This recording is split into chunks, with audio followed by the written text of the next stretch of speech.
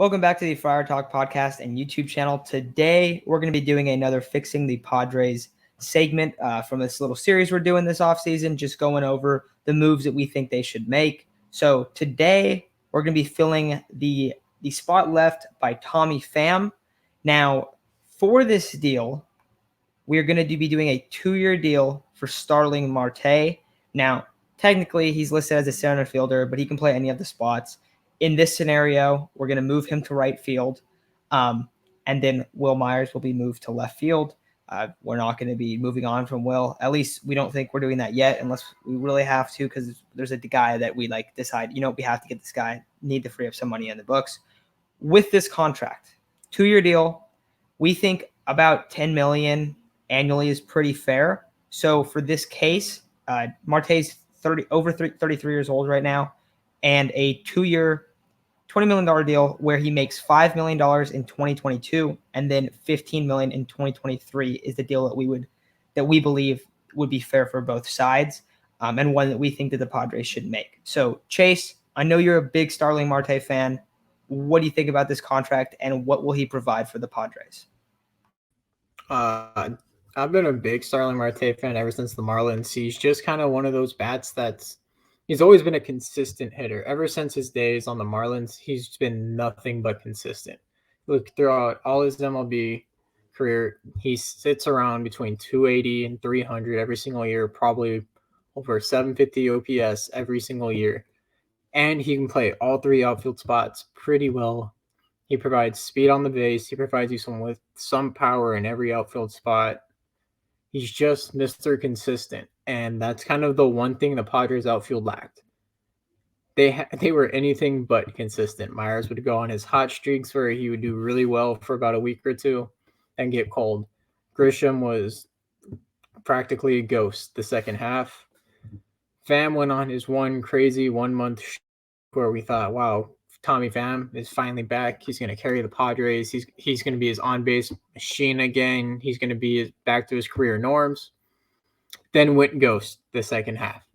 So basically it was like Will Myers every 2 weeks, ghost 1 and ghost 2 in center and left.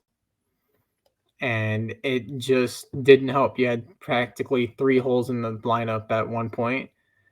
It hurts to say that as a Myers fan, but there was 3 in that lineup, and all of them coming from the outfield. Starling Marte gives you insurance if Grisham goes down again with injury. You can plug Marte right there in center field, and then you have Frazier and even Profar to play left or right.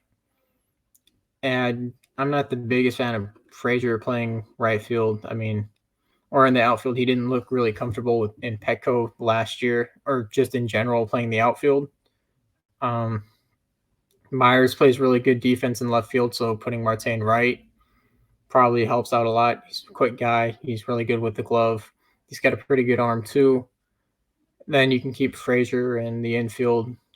It's going to be really weird alignment, but then you also get a very consistent leadoff hitter with Starling Marte.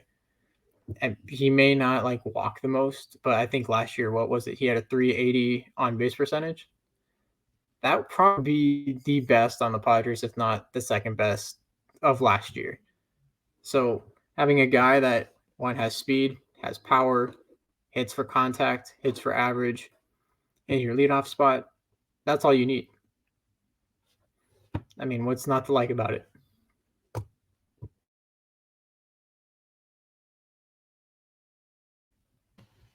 Sorry, I'm checking the on-base percentages right now. I was like, okay, let's see. I think so. The highest I'm seeing right now is, I think it was Manny had a 360. So, yeah, he's going to be the highest. No, Fernando had a 360. Yeah. I'm sorry. Manny had a 347. So 380 is great. Also keep in mind, he hit over 300 last year. So Starling Marte is a good player. He might not walk a ton, but we're looking at his baseball savant page too. And it's something where he's his hard hit contact, his average hard hit percentiles aren't super crazy, right? He's not out there driving the ball all the time, but his max is 87 percentile. So he's hitting some bombs. The difference is he's fouling off a lot of pitches. Like, he's a much different hitter, I feel like, than the Padres have right now. Like, besides Cronenworth, like, who's the guy that just goes out there and like fouls off pitch after pitch after pitch? Machado kind of does. Machado will have at bats where it's like, wow, like he was absolutely in the zone on that one. But Fernando's amazing, but like that's not really his game. Like his game is there's a lot of swing and miss in it.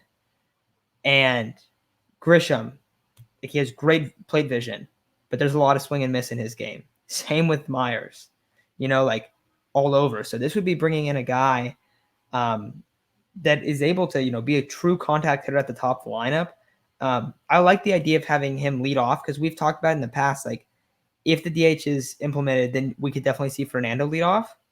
But if you want a guy that's like a spark at the top, and that's why Fernando's always there, Starling Marte can do that as well. Like that, you're not losing that aspect of your leadoff hitter.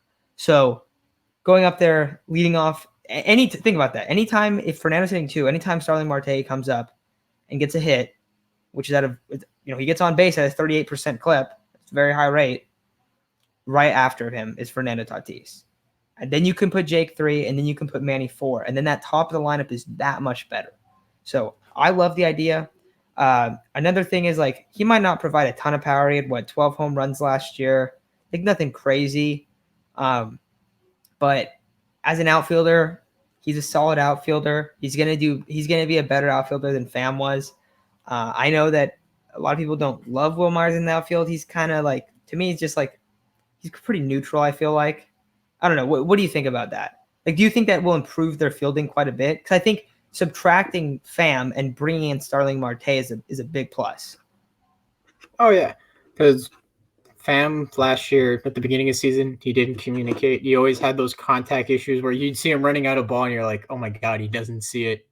Okay, he caught it, but that was really scary.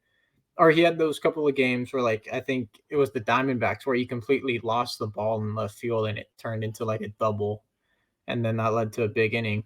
You're not going to have that with Starling Marte in the outfield, and second of all, since he played center field, the man can cover some ground.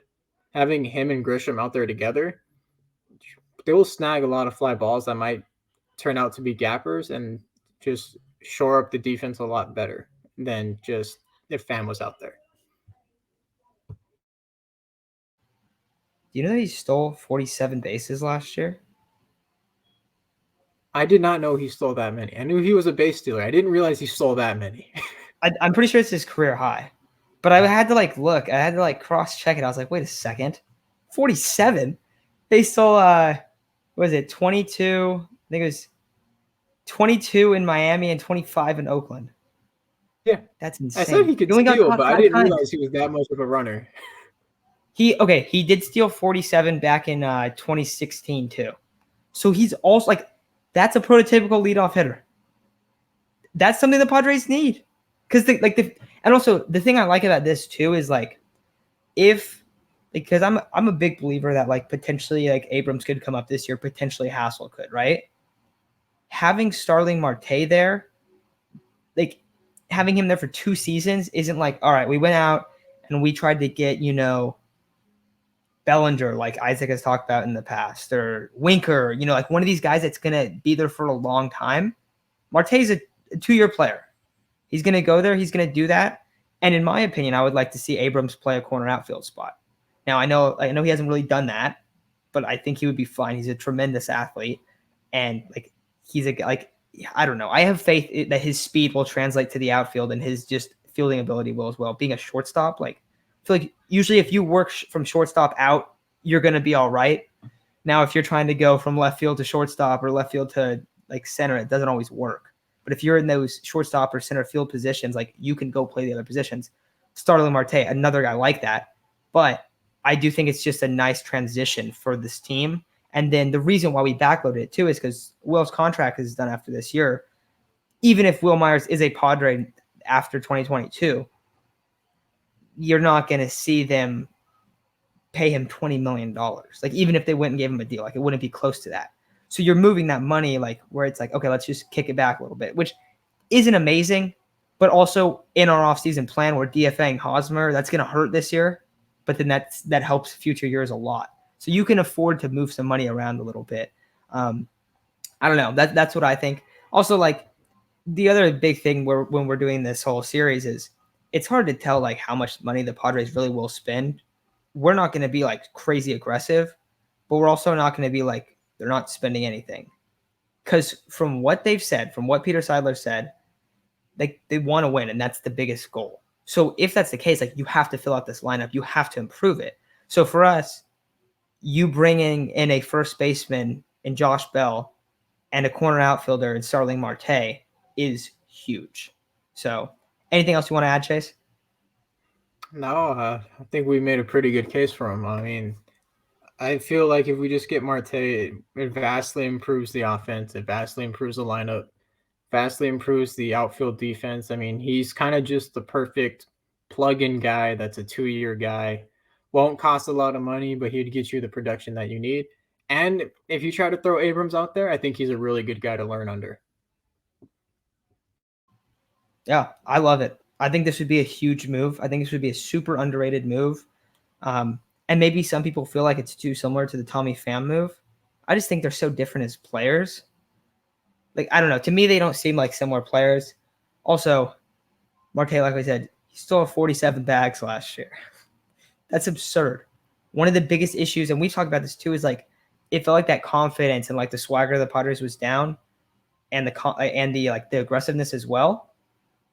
Bringing in a guy that goes after and tries to steal that many bases with him, Fernando, like they didn't run in the second half of the year. And we've talked about it. Like it was so weird and so bizarre why that just completely stopped. So bringing in another guy that can do that, you're adding speed on top of it. You're improving this team in every aspect if you go and get Starling Marte.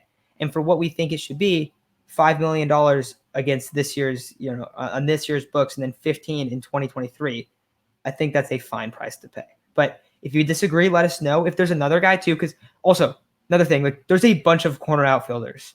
Like there's a lot of guys. Like it took us a while to look through them because we were like, oh, we like that guy. Oh, we like that guy. Like there's a ton of guys, and there's a lot of guys that could be traded for too. Like, so this is just the best guy that we think, just kind of like we were in a almost like pretty much consensus agreement on. So if you guys have another guy too, let us know. Later on the offseason, after we're done like building our plan, we're going to talk about other options for sure. Like earlier this offseason, we talked about Marcus Stroman rumors. Any rumors like that come out, we'll definitely discuss as well. But let us know what you think.